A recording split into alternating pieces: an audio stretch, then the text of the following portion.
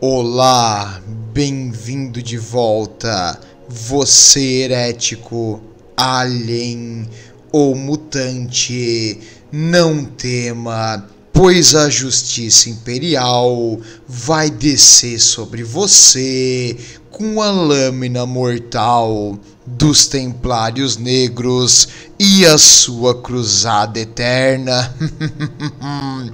Bem-vindo de volta, meus amigos, a mais um episódio da lore do Warhammer 40.000 e hoje nós vamos ver um capítulo de sucessão dos Imperial Fists, os filhos de Rogal Dorn, que não puxaram em nada o pai, porque eles foram bem diferente da ideia do que o Rogal Dorn queria, e nós vamos ver a origem, a organização e a missão dos Templários Negros, além de várias características peculiares a eles e porque atualmente eles são considerados o capítulo de super soldados mais forte, no caso também mais numeroso, mas isso a Inquisição não sabe, e esses detalhes a gente vai conversando aqui no vídeo de hoje. Bem, tudo começa há muito tempo atrás, durante a heresia do Horus. Bem, depois que a heresia acabou, existiu um dos primarcas, chamado Rebut Guilliman, que considerou que só ocorreu a devastação e a destruição da Guerra Civil Imperial causada pelos traidores, pelos primarcas traidores, porque eles tinham muito poder em apenas poucas mãos. 9 pessoas traíram o Império, no caso os 9 primarcas, causando a morte de trilhões de pessoas, causando a devastação de mundos e mais mundos, causando o sonho do imperador e a chance da humanidade conquistar o universo ficasse apenas em um sonho. E por isso ele decidiu separar as divisões. Ele tentou como eu vou fazer para que isso jamais aconteça de novo. E ele estabeleceu as regras do Codex Astarte. O Codex Astarte é um livro tático e organizacional que separa e divide os antigos adeptos legionares em adeptos Astartes. Eles não vão mais ser uma legião gigante de super soldados comandados por um primarca, mas sim, eles vão ser um capítulo de não mais que 1000 super soldados, para caso um deles caia no caos ou vire traidor, a destruição e a devastação causada não seja nenhuma fração do que poderia ser se fosse uma legião.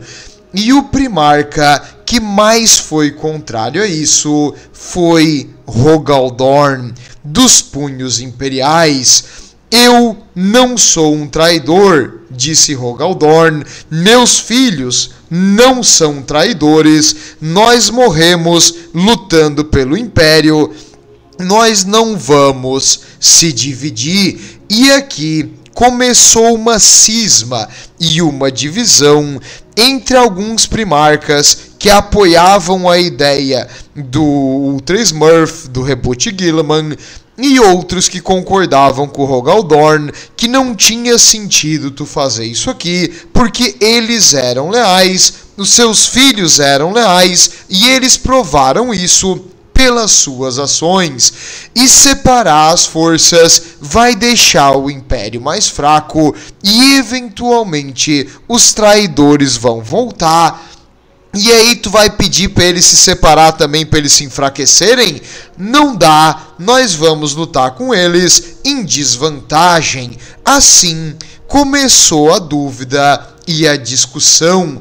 E infelizmente, depois de alguns incidentes, incluindo um incidente de fogo aliado, onde os filhos dele acabaram atacando uma nave da Marinha Imperial, e também depois do incidente da Iron Cage, em que ele se perdeu em raiva e atacou os soldados seguidores do Perturado, porque ele queria matar o Perturado de qualquer jeito, ele acabou tendo que admitir derrota, e para evitar a continuação dessa cisma, ele cedeu e os Imperial Fists foram separados em capítulos sucessores, não porque ele queria, mas porque ele viu que era o melhor jeito de garantir a estabilidade no Império nesse momento. E aqui, meus amigos, eu pesquiso bastante antes de trazer o conteúdo para vocês, e adivinha só, algumas fontes são contraditórias. Eu vi que existiu apenas 3 capítulos de sucessão depois nessa primeira divisão. Só que aí eu fui pesquisar e descobri que na verdade são 5. Então eu quero fazer um adendo. A Games Workshop tem vários autores e escritores, e alguns eles recebem um pagamento para fazer tipo um livro de uma história tal. E eles não vão pegar toda a história previamente dita, de todos os capítulos, todos os negócios, todas as coisas, para pesquisar antes de fazer o que eles estão falando. Então, às vezes, algumas histórias são contraditórias, às vezes, algumas informações não batem, e pelo que eu pesquisei mais a fundo, eu descobri que, na verdade, são 5 capítulos de sucessão dos Imperial Fists, contando, claro, com os próprios Imperial Fists, que alguns ficaram na Legião original, defendendo a Terra, porque eles são os Praetorianos da Terra. O Rogal Dorn é o protetor do Imperador, então alguns continuaram com essa herança, e eles se mantiveram como Imperial Fists, no caso, punhos imperiais em português. Eu vou representar eles aqui pelas miniaturas, porque eu achei umas miniaturas bonitas e quis trazer. Eu sei que alguns não gostam do amarelo dos Imperial Fists, porque não é dourado, é um amarelo tipo queimado. Cara, mas tudo bem, não é assim, nossa, que armadura camuflada, mas não é feio, não é feio. Eu gosto, por isso que eu tô falando, eu tô defendendo a cor deles. Mas em geral, os Imperial Fists são aqueles que mantêm honrada a tradição da Legião original. E os escoriadores, os scoriators em inglês, esses ele já mandou para proteger o olho do terror, já que os traidores fugiram para aquela direção. Ele sabia que um dia eles iriam voltar, então ele estabeleceu um capítulo dos sucessores para ficar de olho, uma força avançada esperando os traidores sair de lá para interceptar esses inimigos. Outro capítulo foi os Crimson Fists. Os Crimson Fists, ou Punhos Vermelhos em português, eles eram os novatos, o pessoal recém-recrutado. Ele achou que eles eram bem inexperientes e ele dividiu alguns veteranos dos Imperial Fists para comandar esse capítulo e treinar essa gurizada nova, e eles acabaram virando o próprio capítulo com a própria cultura e a própria tradição.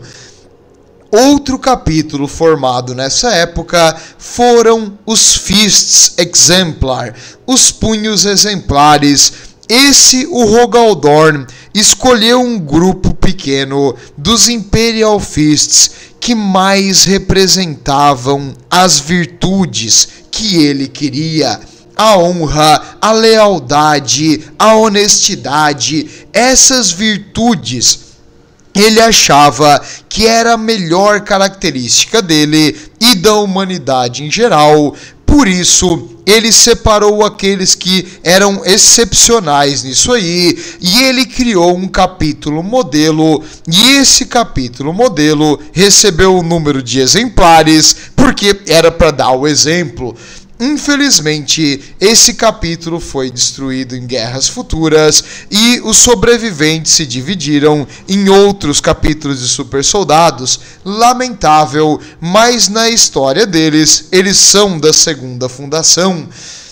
E é claro, aqueles que nós viemos trazer hoje, os Black Templars, os Templários Negros, que no caso eram o pessoal arruaceiro. Arruaceiro? Como assim? Eles brigavam, batiam, quebravam coisa por nada? Não, não é por isso. Eles eram considerados na época os estranhos, a ovelha negra da família, porque nessa época, lá atrás, isso aqui é 30 mil, no caso, é a história que aconteceu no milênio 30 mil, depois da heresia do Horus, depois que os traidores já foram expulsos, e começou-se a criar um culto ao Deus Imperador, um culto fervoroso que achava que o Imperador, na verdade, não era um humano, o Imperador era um Deus e as coisas que ele faziam eram sagradas e aqueles que não acreditavam no Imperador eram heréticos. E isso estava no começo, estava engatinhando e começou a afetar membros de todas as legiões e no caso os capítulos sucessores também, e aqueles dos Imperial Fists que demonstraram já essa fé e esse fervor, um zelo religioso no Imperador lá atrás, eram considerados os estranhos, os esquisitões, só que ninguém podia dizer que eles não eram úteis em batalha, e todos os super soldados sobreviventes depois da heresia do Horus eram necessários. Em tempos melhores, talvez os primarcas tivessem se livrado desse culto logo no início, mas foi um mal necessário, e hoje é o contrário. Hoje, aquele que não acredita no Imperador como um deus é que é o esquisitão, é que é o estranho, e a crença que o Imperador é uma divindade se espalhou por toda a humanidade e na grande maioria dos capítulos de Super Soldados. E os Black Templars foram aqueles que iniciaram isso nos Imperial Fists. E quanto ao líder, tu precisa ter alguém para comandar esse capítulo de sucessão. Quem seria esse nome? O Rogal Dorn escolheu o seu primeiro capitão, o braço direito dele, um cara de extrema confiança, o Sigismund. Aliás, que nome legal de falar, finalmente um nome no 40k que é fácil de falar. Bem, o Sigismund, ele era o principal conselheiro tático do Rogal Dorn. Muitas vezes o Rogal Dorn fazia um plano e ele falava: Sigmund, o que tu acha? O Sigmund dizia: perfeito, como sempre, meu primarca. E eles faziam um negócio. Era muito bom assim a cooperação tática dos dois. E no caso, além de se entenderem, o Sigmund também era um membro da guarda e ele era um protetor do Rogal Dorn, porque entre os lutadores da legião dos Imperial Fists, ele era o melhor, tanto que lá atrás, antes da heresia do Horus, ele lutou nas arenas, que é pit, na verdade seria um poço gladiatório dos World Eaters, na legião do Angron, os Devoradores de Mundo, que era uma legião brutal e agressiva, e o Sigismund se achou em casa com essa legião, porque ele também era brutal e agressivo, e lá ele desenvolveu técnicas de luta e habilidade de luta marcial, uma delas que está até hoje nos Templários Negros, só que não fala para eles que essa tradição veio disso aí, porque senão eles vão te matar, não faz isso não. Mas o Sigismund aprendeu isso aqui, na verdade, uma coisa nessas arenas, que era amarrar a arma com uma corrente no teu punho. Para quê? Isso simbolizava que apenas inconsciente tu iria soltar a tua arma, e enquanto a batalha durasse, a arma não sairia da tua mão. E ele ganhou uma fama imensa e respeito dos World Eaters por ser um guerreiro fenomenal, tanto que ele até fez amizade com um cara chamado Khan, que depois vai virar Khan the Betrayer, mas ele vai acabar traindo o Império, infelizmente, pro Khan. Mas eles aqui se entendiam muito bem. E o Sigismund, nesse período, ganhou um apelido chamado o Cavaleiro Negro, por causa da cor da espada dele. E ele utilizava essa espada e em todas as batalhas que ele lutou, ele não perdeu nenhuma. Mas por isso então o Rogal Dorn enviou ele pra cá, porque ele tinha esse perfil mais agressivo, violento e tudo mais. Não foi por isso.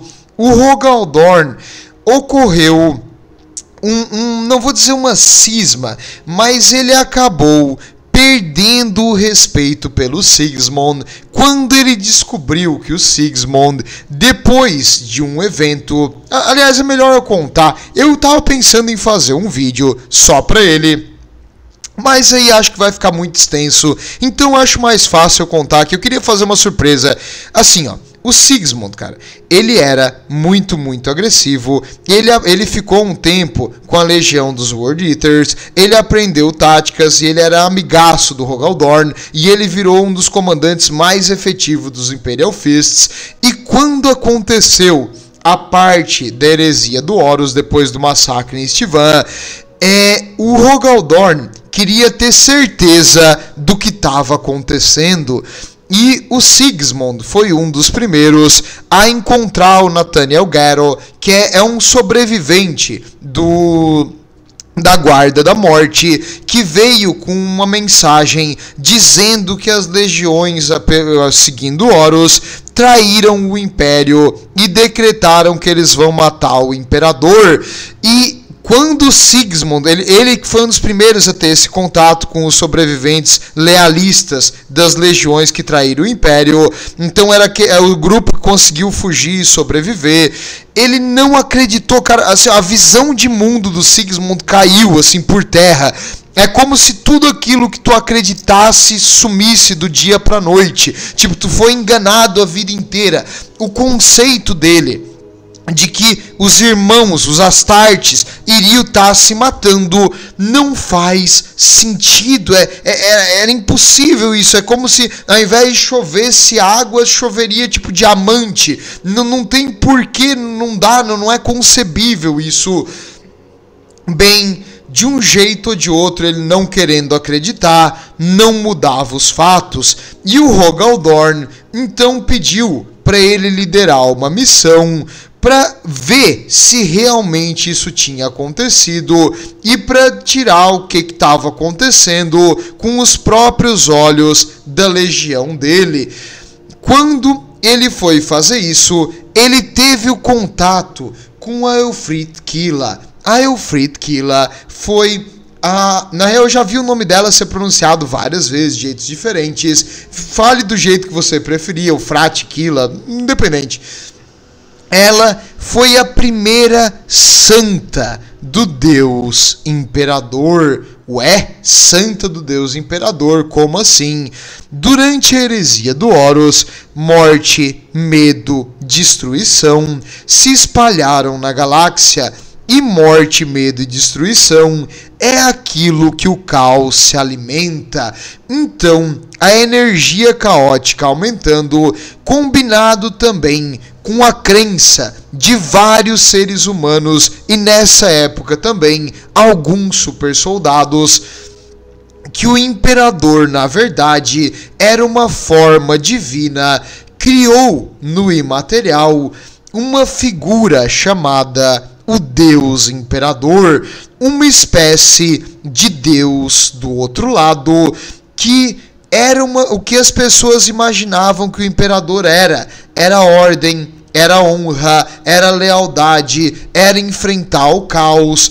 E essa criatura do outro lado, essa espécie, como é que eu vou te explicar o que é um deus do caos, essa entidade do outro lado, começou a afetar a nossa realidade, e aqueles que mais acreditavam nisso começaram a receber sinais e visões, e ela foi a primeira a receber várias e várias visões e fazer alguns milagres, que foi atribuído ao Deus Imperador.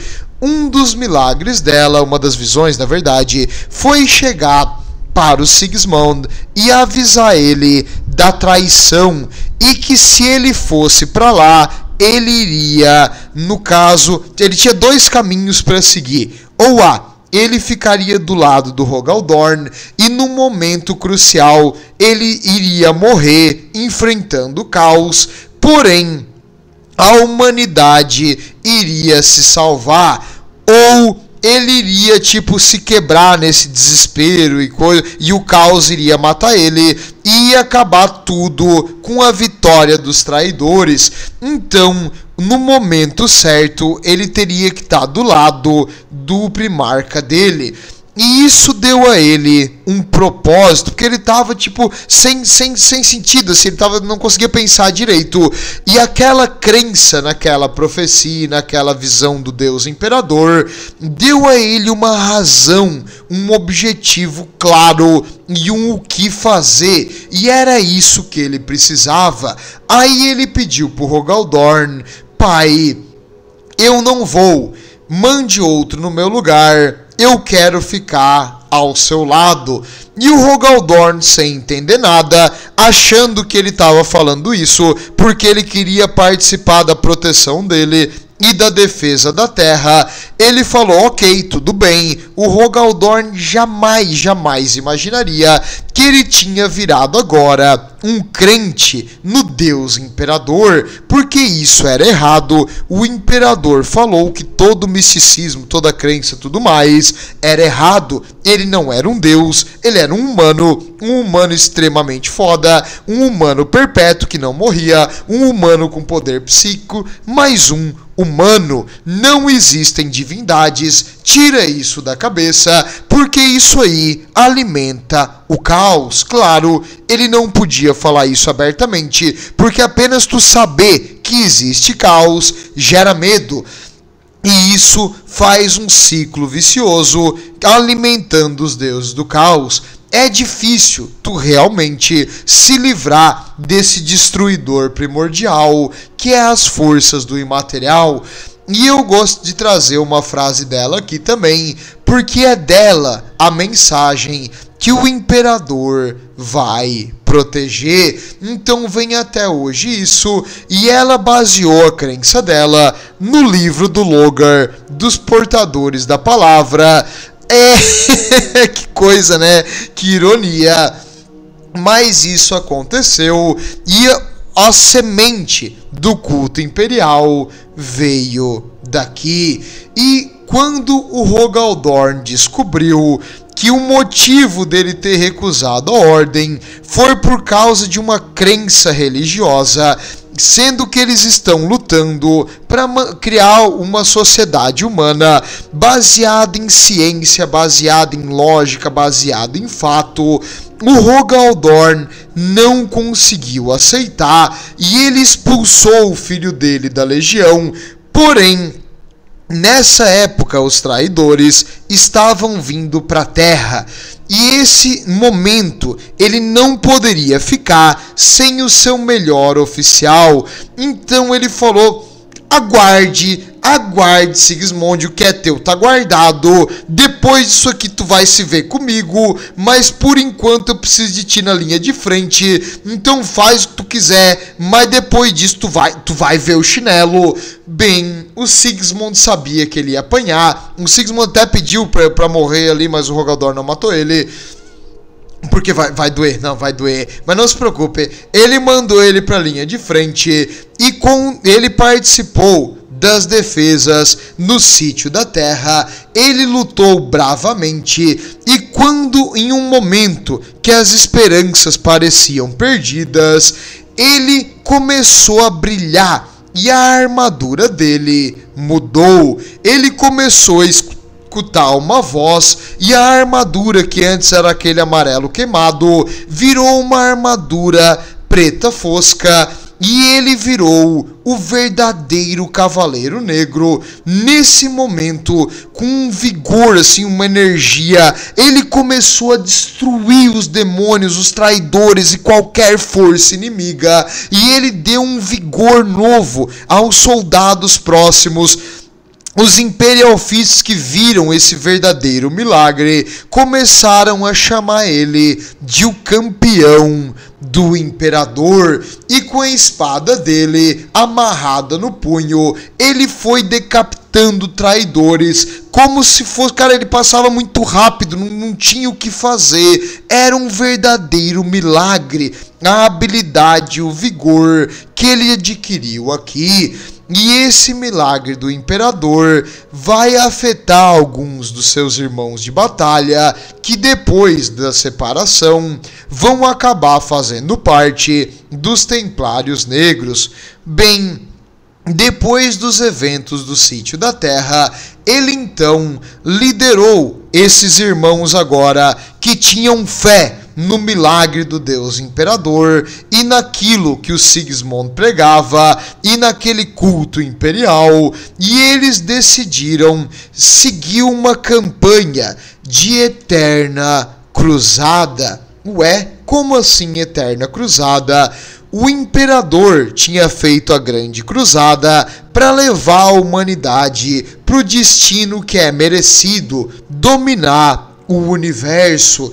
É o dever deles, como filhos do Imperador, continuar essa grande cruzada. Ela não pode parar. O progresso, o trabalho do Imperador tem que continuar. Então, eles fielmente acreditam que eles devem permanecer em cruzada o tempo todo, sem descansar, sem perder um minuto, enfrentando os inimigos da humanidade, preferencialmente como Sigismund fazia, cortando eles com a própria espada, porque tem que sentir o sangue do alienígena correr na tua espada para te saber que tu tá purificando o universo de uma criatura aberrante. Eles então começaram a fazer um culto fervoroso ao Deus Imperador, à pureza da humanidade, a destruir sem misericórdia, sem pensar duas vezes e sem hesitação qualquer coisa que fugia do plano do Imperador. E o Sigismund, o que aconteceu com ele na primeira Cruzada Negra do Abaddon, quando as forças do caos vieram para tentar retomar e destruir a campanha de dominar o Império, o Sigismund e o Abaddon se enfrentaram num duelo, e nesse duelo o Abaddon utilizando uma garra de energia, que é a garra do Horus, e o Sigismund utilizando a famosa espada negra dele.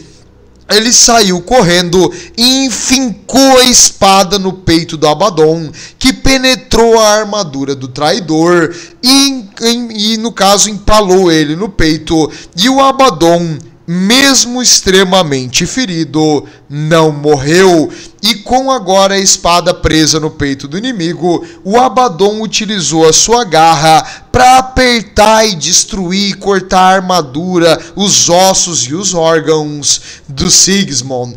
E antes de morrer, o Sigismund falou pro Abaddon: tu vai morrer igual o seu ridículo pai, sem alma, sem honra, chorando e arrependido. E o Sigismund morreu.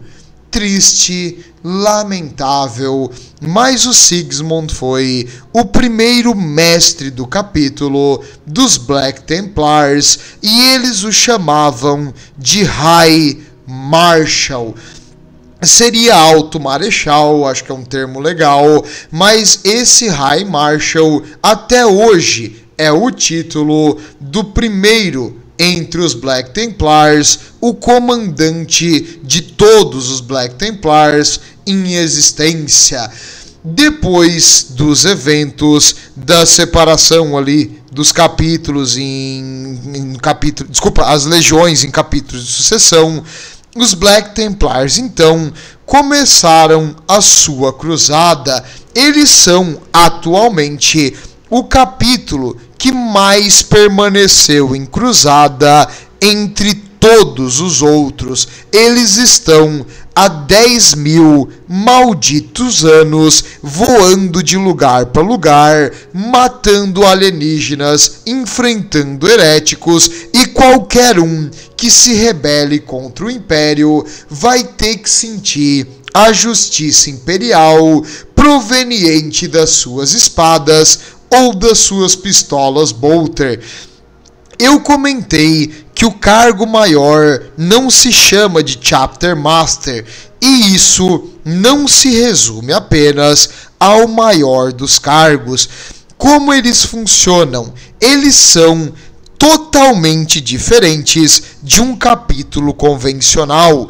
Um capítulo convencional, tu tem o mestre do capítulo e tu tem um comandante para cada 100. E cada 100 super soldados meio que fazem um grupo, um batalhão, e eles têm uma função diferente. Por exemplo, a primeira companhia, cada 100 é chamado de companhia. A primeira companhia são a elite, os veteranos. Eles recebem armaduras mais pesadas e eles recebem, no caso não precisam de treinamento, porque já são extremamente eficientes, mas eles recebem várias honras e eles lutam junto com o mestre do capítulo. As outras companhias vão se separando. Geralmente a 10ª companhia, por exemplo, é dos recrutas que estão em treinamento e são mais uma companhia de reconhecimento para que os recrutas não morram em combate, porque tudo isso está escrito no Codex Astarte. E o Codex Astarte é um livro tático de distribuição que todos eles, em teoria pela lei imperial, têm que seguir. Mas tem uma exceção. Tu não precisa seguir o Codex Astarte se tu tiver atualmente em uma cruzada. E adivinha só, os Templários Negros estão sempre em várias cruzadas, na verdade. Então o Codex Astarte para eles é lenha da fogueira. E eles não estão nem aí para esse livrinho. O cargo mais alto é o High Marshal. O líder de cada uma das cruzadas é um Marshal. E no caso, eles têm um grupo de oficiais chamados Short Breathen. Os Short Breathen, ou Irmãos da Espada em português, são meio que os veteranos, a elite de um regimento de Black Templars. E eles, na verdade, não recebem esse rank porque eles fizeram algo exemplar ou coisa maior, mas sim por uma questão pessoal. É meio que, não vou dizer autoajuda, mas eles se encontram na fé e no propósito do imperador. E aí, depois de séculos e séculos e séculos, quando eles chegam num ponto assim de uma fé inabalável, eles entram nesse grupo do Short Breathen. Não é tipo um rank, agora tu não é um oficial, agora tu é um oficial. É mais tipo, agora você conseguiu chegar num nível de esclarecimento religioso superior, por isso tu vai receber uma promoção.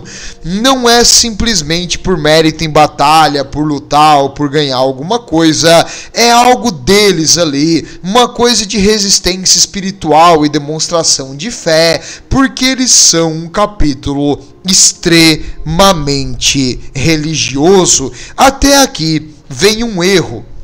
Um autor da Games Workshop odeia o Império e odeia o Imperador. Ele falou isso abertamente.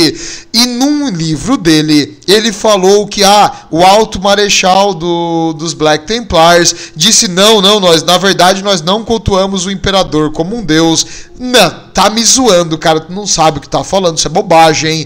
Foi um autor só, e um autor que ativamente odeia o Império, odeia o conceito de religião, odeia tudo isso aí. Então, por isso, por isso ele falou essa bobagem, mas todas as outras fontes, que são infinitamente mais confiáveis, eles são fanáticos pelo imperador, eles fazem assim, eles se flagelam, eles chicoteiam as próprias costas, eles fazem penitência, eles tentam sofrer para fazer pagar um pecado, eu não consegui matar um war boss, eu vou fazer uma penitência porque eu falhei em matar o alienígena, e esse é o meu dever sagrado pelo imperador. É tudo uma coisa religiosa com eles.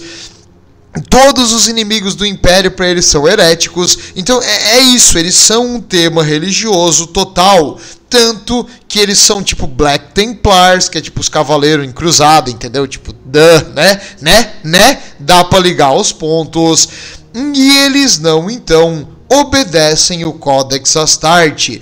Inicialmente, quando houve a separação, eles eram em um grupo pequeno, e eles continuavam parecendo os Imperial Fists, isso lá atrás, muito tempo atrás.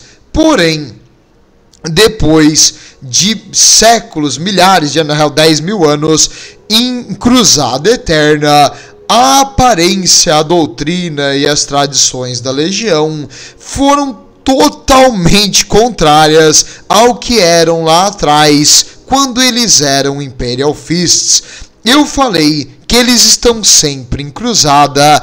Como assim? Digamos, tu tem uma força de 1000 Black Templars. De repente, aparece um Orc War Boss com uma enorme WOG.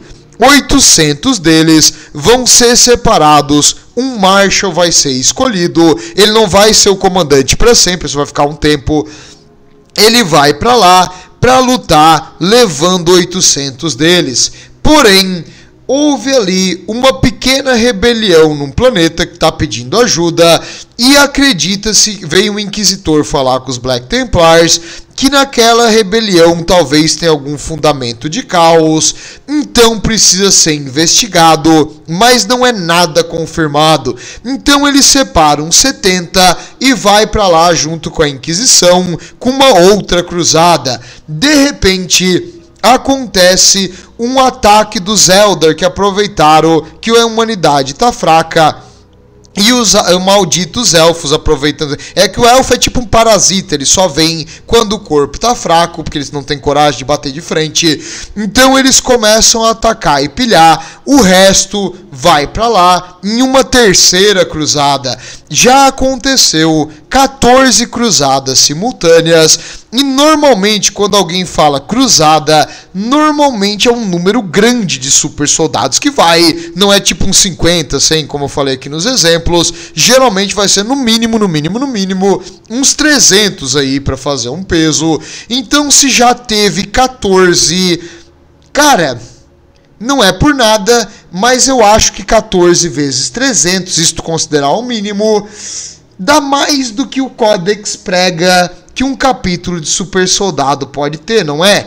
Precisamente, falando em autores da GW, que às vezes falam bobagem, uma vez já perguntaram para um dos autores da Black Library quantos são os Black Templar, e ele falou a desculpa do super-homem, porque assim, ó, é uma coisa famosa isso, uma coisa cultural. Uma vez, para um dos autores do Super-Homem, eles perguntaram o quão forte é o Super-Homem. E ele respondeu, forte o suficiente para a história acontecer. Então, quantos Black Templar tem por aí? O suficiente para a história acontecer. Chato isso, achei uma resposta vazia. E se tu quer saber a verdade, eles aparentemente têm mensagem cancelada pela Inquisição. Não, falando sério.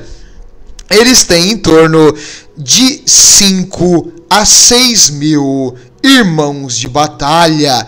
Como um capítulo de super soldados pode ter tudo isso aí?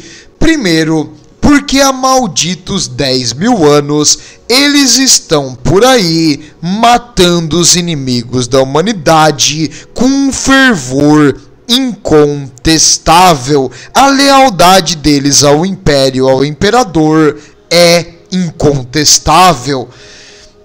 Tá, tudo bem. Então ninguém vai punir ou brigar com eles por isso, e quem tentou provavelmente vai morrer.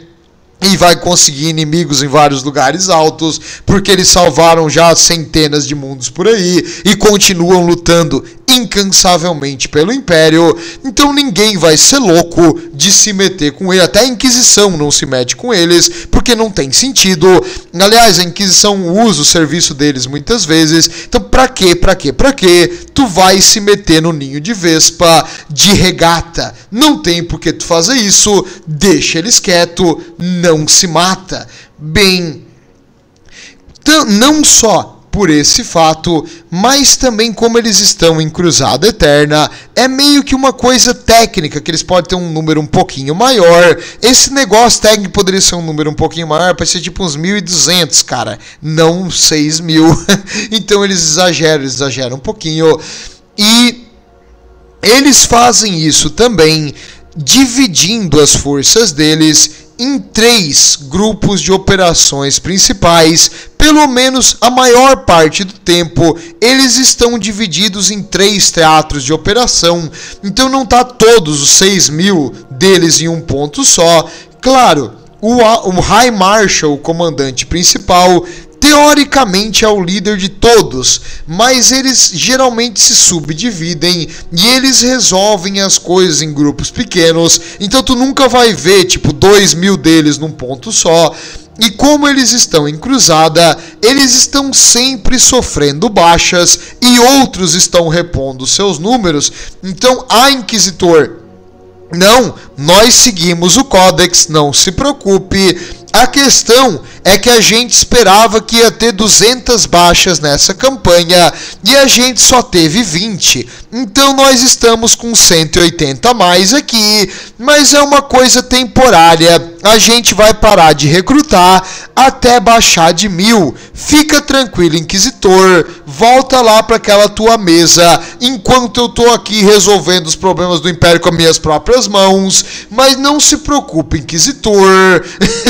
A gente vai respeitar o livrinho do Smurf. Vai, com certeza. Nosso Codex já está aqui, livro maravilhoso. Eu tenho um no meu quarto o tempo todo, apoiando a minha mesa de cabeceira. Muito bom. Bem, os Black Templar, então, eles, como as forças dele não estão unificadas, em teoria, ninguém dá a mínima para eles ter esse número maior. E mesmo que tu suspeite um pouquinho sobre isso, em nenhum momento na história deles, eles já quiseram tomar o poder para si, ou o poder subiu a cabeça, e eles continuam fazendo o juramento de expurgar os inimigos do Império.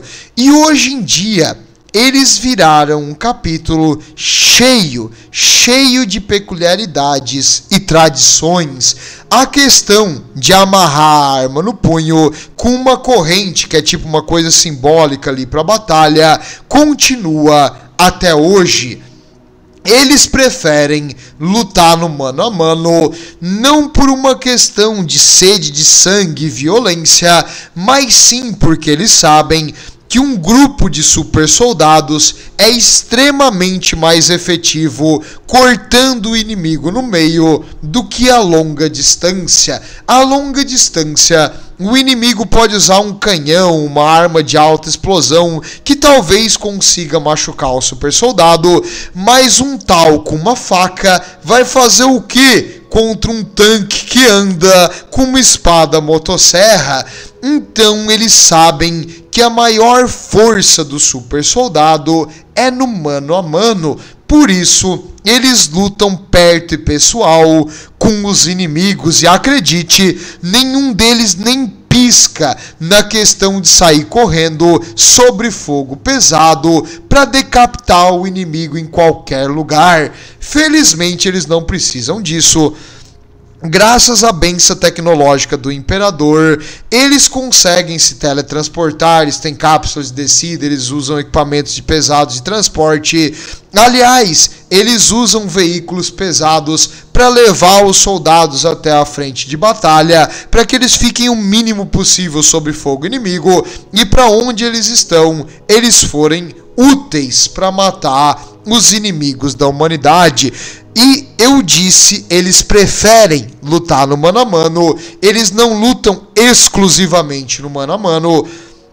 Caso a situação necessite de uma luta à distância, se for algo mais vantajoso tu lutar em uma posição defensiva, eles vão fazer, porque o maior pecado é tu botar em risco a missão sagrada de vencer a batalha pela humanidade. Então eles são fanáticos religiosos, mas não são completamente tapados na questão tática. Eles não vão se jogar no inimigo para morrer, que nem os seguidores de Khorne. Grande diferença. E claro, eles também não têm medo de morrer, mas isso não quer dizer que eles ativamente buscam morrer, que nem o pessoal de Krieg. Então tem diferença entre cada um e o jeito que eles cultuam o Imperador. A armadura deles é cheia de orações de proteção, orações de batalha, oração para o espírito da máquina.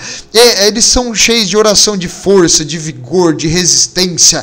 Eles têm um símbolo, cada um tem, no caso quando tu vira um oficial, inicialmente quando tu vira um irmão de batalha, eles chamam tu de iniciado. Depois de um tempo, aliás, vários anos, provavelmente séculos, tu vai acabar tendo que treinar também um novo recruta.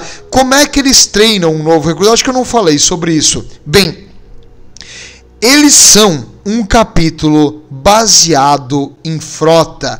Eles vivem em espaçonaves e em algumas fortalezas monastério que eles criaram nos mundos em que eles salvaram. Então um mundo que ele recebeu a ajuda dos Black Templar vai receber um posto avançado deles.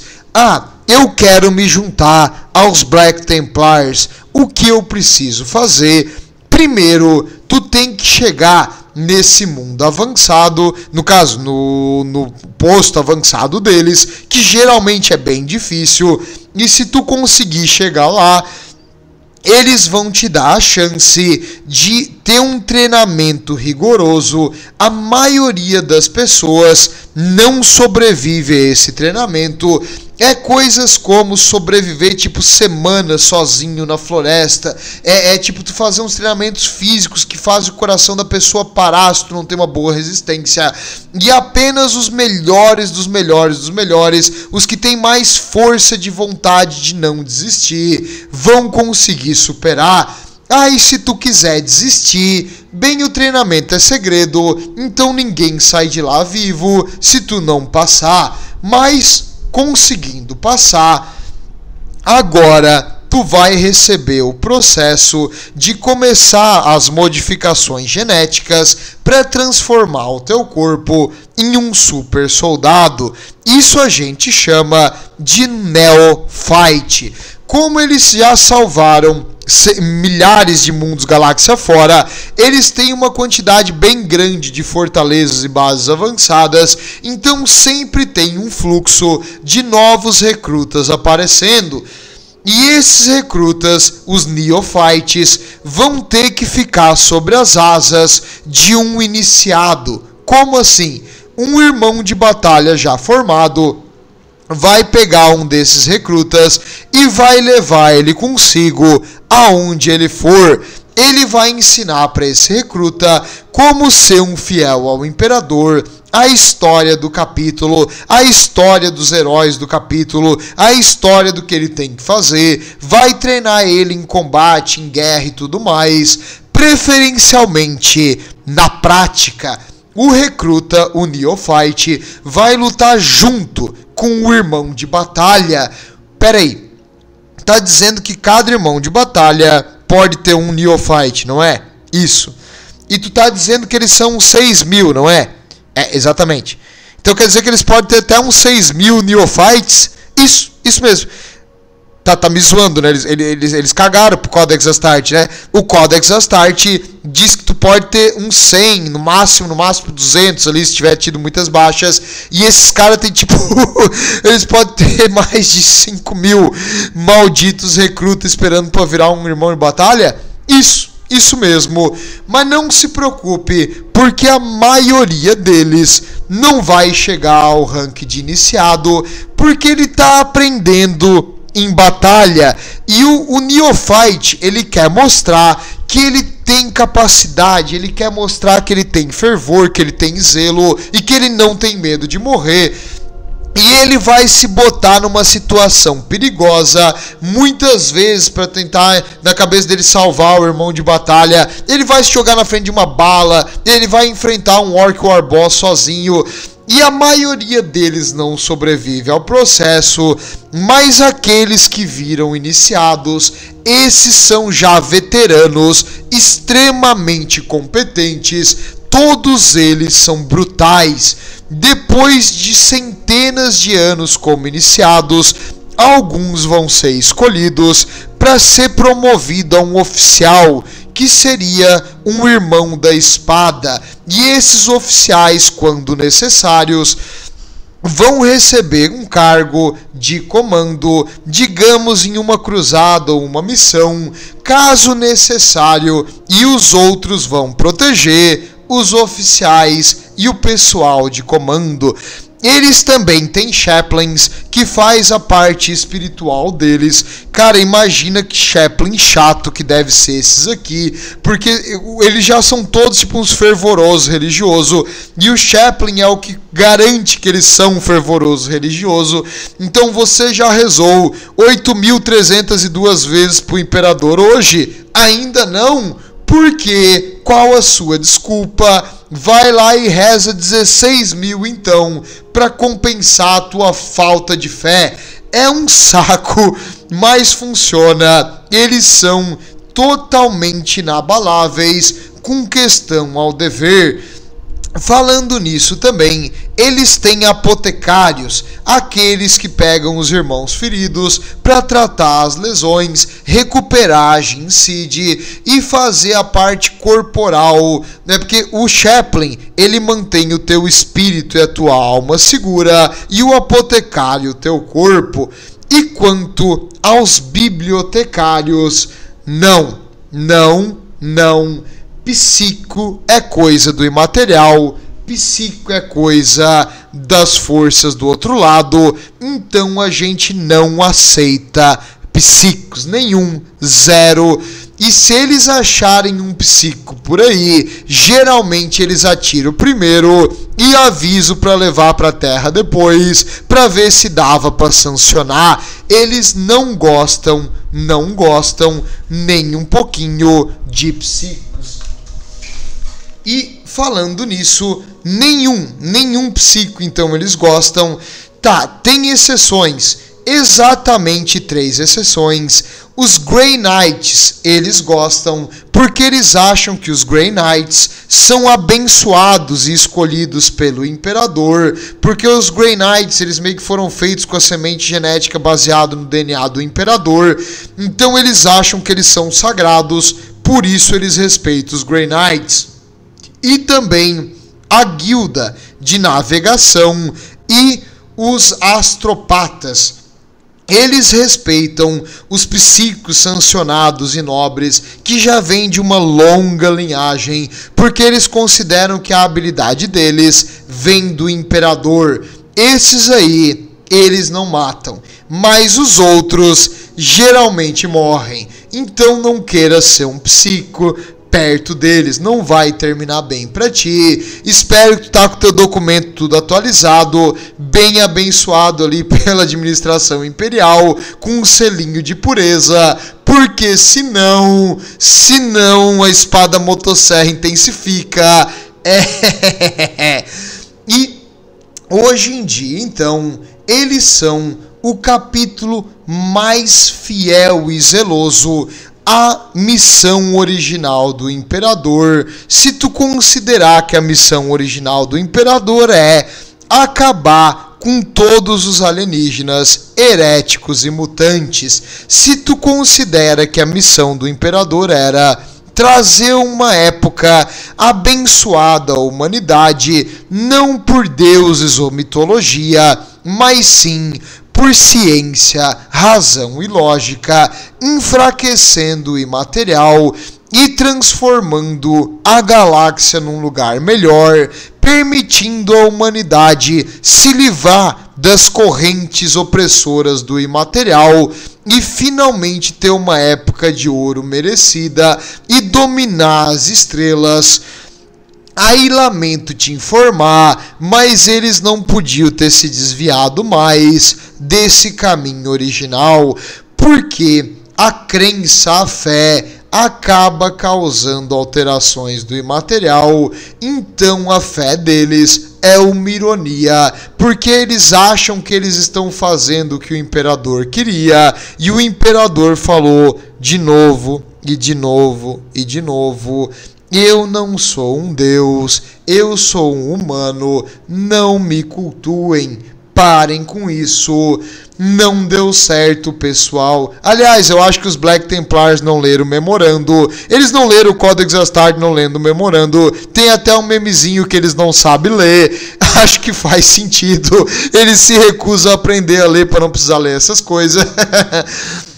Mas eles são um capítulo esteticamente incrível. Olha só essas miniaturas, cara. E também tem um fato interessante. Eles começam, depois de anos e anos de serviço, a ter meio que um símbolo, um coat of arms, um escudo de armas, e cada uma das missões, conquistas ou vitórias, eles começam a colocar nesse coat of arms, e cada um deles leva isso aí com uma honra, uma incrível, tipo uma demonstração dos feitos que ele conseguiu em nome do Deus Imperador. Então é uma mistura de tipo fanatismo religioso, super soldado, extrema xenofobia, elevado a 100, e isso faz deles o capítulo mais fiel e brutal contra qualquer coisa que queira ameaçar a humanidade. E falando em overkill e extrema brutalidade, eu disse também que eles são um capítulo baseado em frota. Para isso, eles possuem uma grande frota, só que ela é dispersa. Então, tipo, em cada cruzada tem várias naves.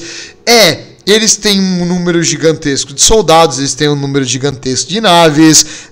Observo porque alguns diriam que isso aí pode ser um tipo de heresia, mas a lealdade deles realmente é incontestável. E a nave principal deles é uma Gloriana. Uma Gloriana é um battleship muito antigo, e essa nave virou meio que o centro de culto deles. É a nave mãe, é onde fica o High Marshal, o comandante principal.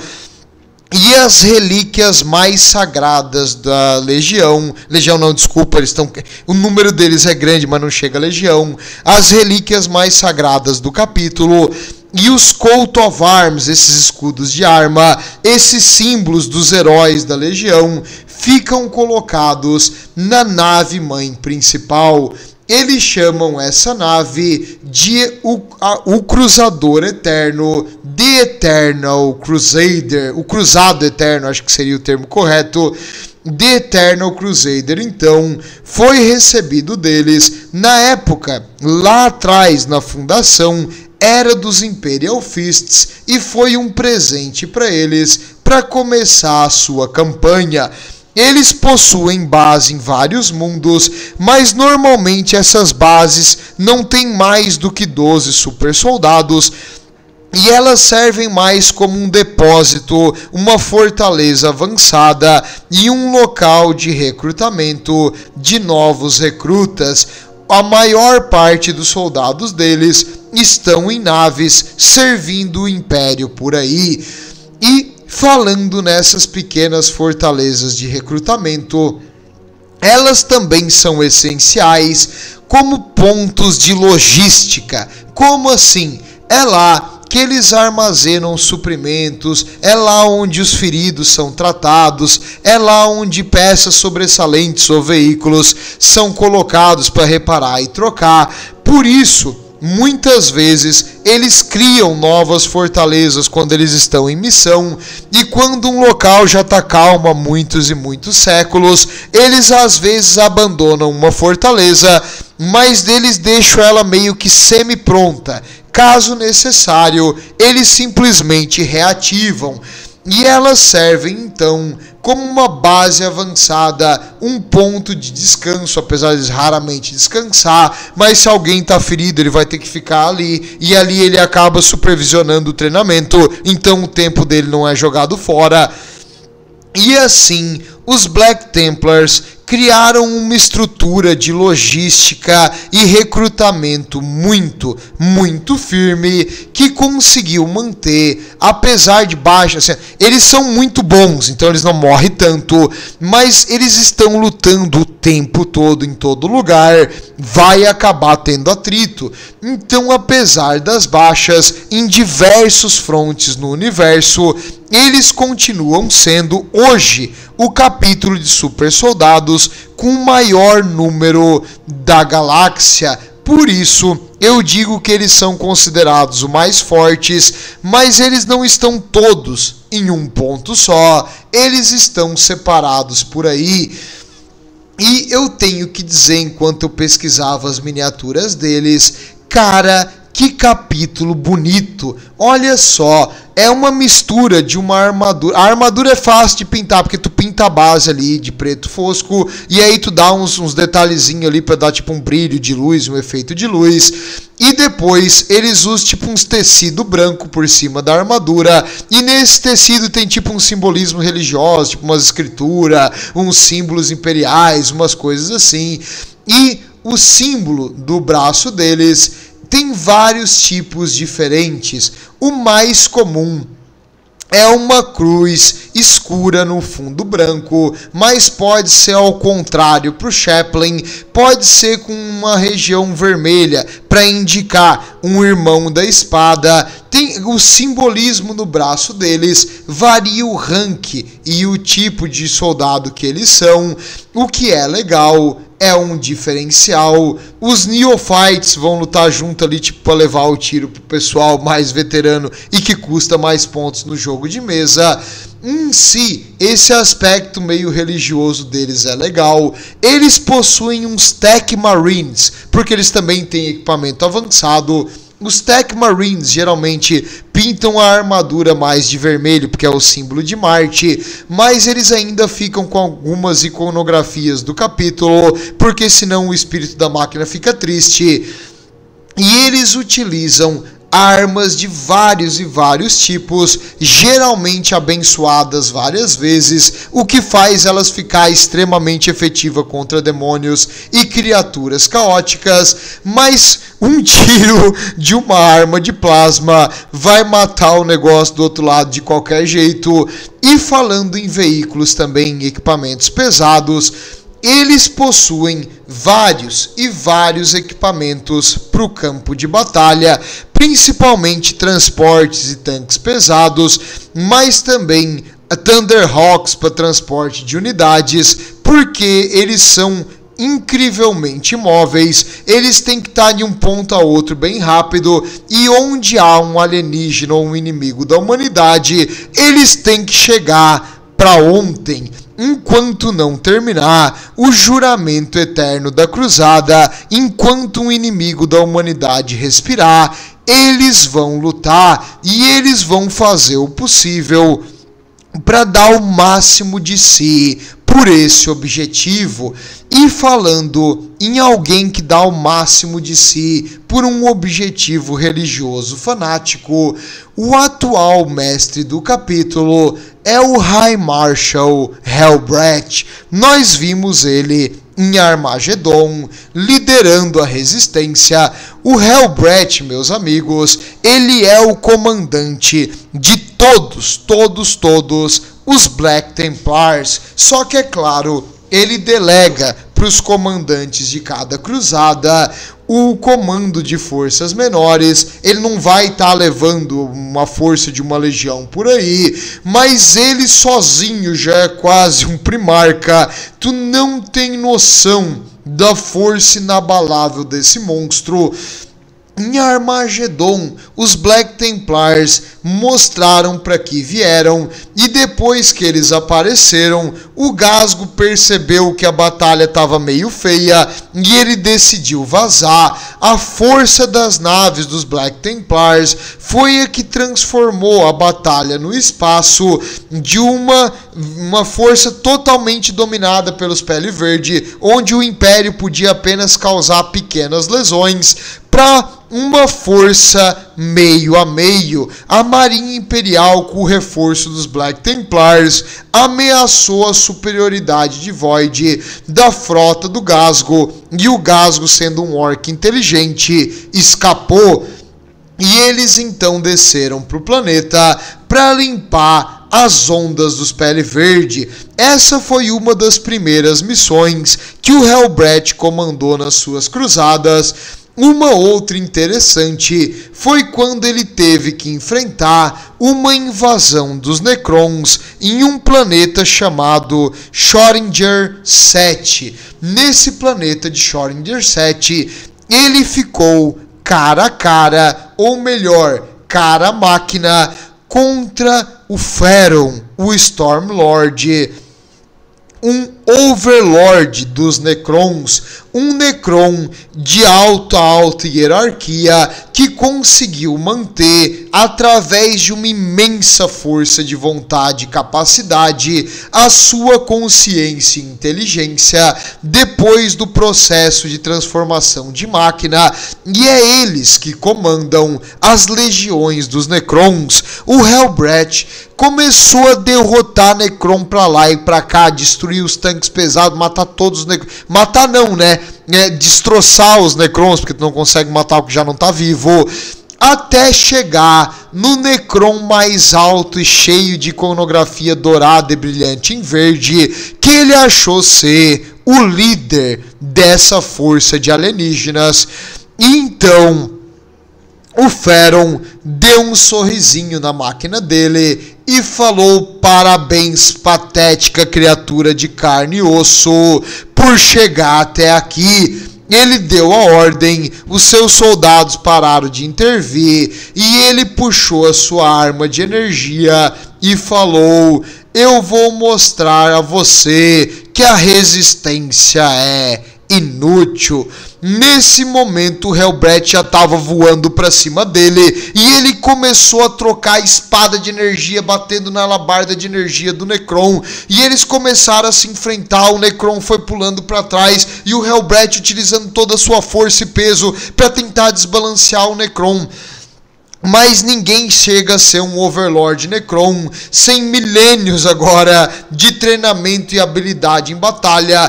Ele conseguiu desviar os ataques do Helbret, mesmo perdendo, às vezes o passo ele conseguia recuperar, e o seu corpo de máquina não cansava. Apesar da fisiologia super-humana, o Helbret ainda é um humano melhorado. Eventualmente ele cansou e a força dos seus ataques começou a reduzir. Nesse momento, a criatura jogou a espada dele para o lado e, utilizando a habilidade, rapidamente cortou a mão direita do Helbret, que mesmo amarrada na arma agora caiu, porque caiu a mão inteira. As armas dos Necrons são fenomenais, as mais potentes do universo. Olha, tem discussão, mas os Necrons conseguiram derrotar os Catan, que são praticamente uma entidade divina. É absurdo a potência da arma deles. Ela corta através de aço, como se não tivesse nada ali. Então ela cortou, decepou a mão dele. E o Helbret, agora gritando em agonia, caiu de joelho. E o Necron apontou a alabarda no pescoço e falou o seguinte: saboreie a sua derrota. Você lutou bem, porém você vai ter que viver para sempre com a dor dessa derrota, e ele deu um chute e jogou o Helbrecht para trás. Aí os outros templários chegaram, conseguiram resgatar e teletransportar o Helbrecht para fora dali, mas isso não ia ficar assim, ele não ia perdoar essa transgressão. Foi feita uma prótese na mão dele e ele se dedicou 8 anos a uma cruzada de penitência que ele fez pessoalmente. Ele se infligiu, ele decretou para ele uma cruzada de penitência, e depois dessa cruzada de penitência ele foi visitar a Falange. A Falange, no caso o presente do Rogaldorn a seus filhos, onde lá tenha o único pedaço do corpo do Rogaldorn resgatado, a mão decepada. E chegando lá, ele pediu em oração ao Rogaldorn e teve uma revelação. Ele percebeu que aquilo era um desafio, aquilo era um teste, a sua força de vontade. No caso, eu não falei, mas os Black Templars cultuam o Rogaldorn também como um santo. Cara, tipo, o Rogaldorn era tudo que ele não queria, era culto e coisa assim, mas eles cultuam ele como um santo, eles cultuam o imperador como um deus. Ai, ok. E ele viu ali, então, um motivo e um propósito, e ele foi atrás daquele Necron Overlord, e ele descobriu aonde a frota dele estava, e com um ataque extremamente agressivo, ele se infiltrou na nave Tumba, o que é uma coisa incrível. Uma nave Tumba extremamente roubada no 40.000, e ele foi cortando pedaço de máquina para lá e para cá, até chegar na zona de comando, aonde ele encontrou novamente o Feron. E aí o Feron falou: você veio perder de novo, coisa patética, e puxou a sua arma. Começou o duelo, só que agora o Feron, depois de uma luta, ele fez a mesma coisa. Ele foi deixando o inimigo cansar. Quando ele sentiu que as batidas da arma do High Marshal Helbrecht tinham ficado reduzidas, ele começou então a atacar, e nesse momento o Helbrecht, utilizando uma força que o Necron nem imaginava que ele tinha, jogou a alabarda dele para cima, e ele cortou a alabarda pelo cabo e cortou o peitoral do Necron Overlord, penetrando profundamente no meio, jogando ele no chão, depois decapitando uma mão, depois as pernas. E aí o Necron Overlord falou: parabéns, estamos empatados, e puf, sumiu do nada. Porque os Necrons, eles têm um mecanismo de teletransporte. Quando eles estão muito feridos, eles se teleportam para o mundo Tumba para receber reparo.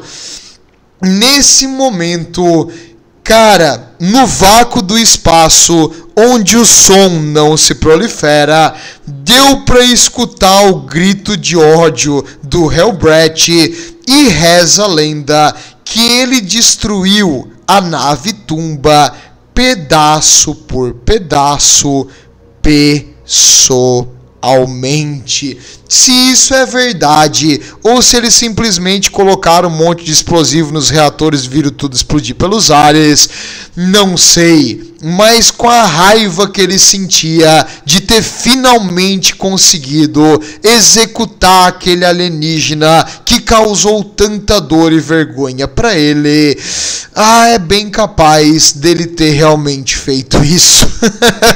Bem, é isso que são os Black Templars, e atualmente liderados pelo Helbrecht, que jurou se vingar. Só tem uma coisa que eu não falei ainda, que eu queria falar.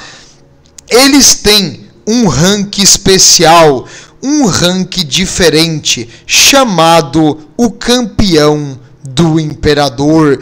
Assim como o Sigismund lá atrás, existe uma tradição que antes de uma batalha, um irmão dos Irmãos da Espada, um Short Breathen, é escolhido e ele recebe o título de campeão do Imperador. E ele usa uma armadura de energia especial chamada Armadura da Fé.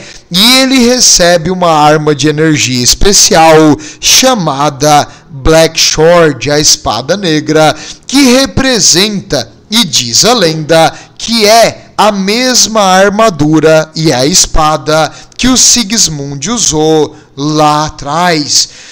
É verdade isso aí? Essa relíquia realmente é a original do Sigismund? Bem, não é. A relíquia é falsa. Por quê? Porque, claro, não fala isso pra eles, senão eles vão te cortar no meio. Mas por que a relíquia é falsa? Porque em cada uma das cruzadas deles, às vezes tipo umas 5, 6 diferentes, eles declaram alguém como sendo campeão do Imperador e recebendo a honra de usar essa espada negra do Sigismund e a armadura da fé. Na cabeça deles, aquilo é de verdade, aquilo levanta o espírito do soldado, daqueles que estão ao redor, mas honestamente é provavelmente uma cópia, não deve ser a mesma. Pode ser que ela foi feita com um fragmento da original, mas o mais provável é que ela seja só uma réplica. Independente, eles acreditam cegamente que isso é verdade, e uma vez um primarca defendia que tu ter fé e acreditar em alguma coisa dá poder àquilo ali. Esse primarca era o Lorgar, ele era um babaca e ele era dos portadores da palavra, não dos punhos imperiais, mas eles desandaram aqui, por isso que o Rogaldor mandou eles para uma missão juntos, porque ele não queria que os outros Imperial Fists fossem estragados por essa cultura religiosa que eles desenvolveram. Bem, é isso. Querendo ou não, é uma pegada única. O 40.000 é uma tragédia. O sonho do imperador de uma humanidade próspera e unida pela ciência desandou e virou uma humanidade estagnada e unida por uma crença naquilo que ele não queria que acontecesse. E uma eterna guerra contra o caos que ri e se diverte do nosso sofrimento. Mas os Templários Negros não leram o que o Imperador realmente queria. Aliás, é provável que eles não sabem ler, por isso que eles não aceitam os bibliotecários. Mas vejo vocês na próxima. Tudo de bom e o Imperador protege.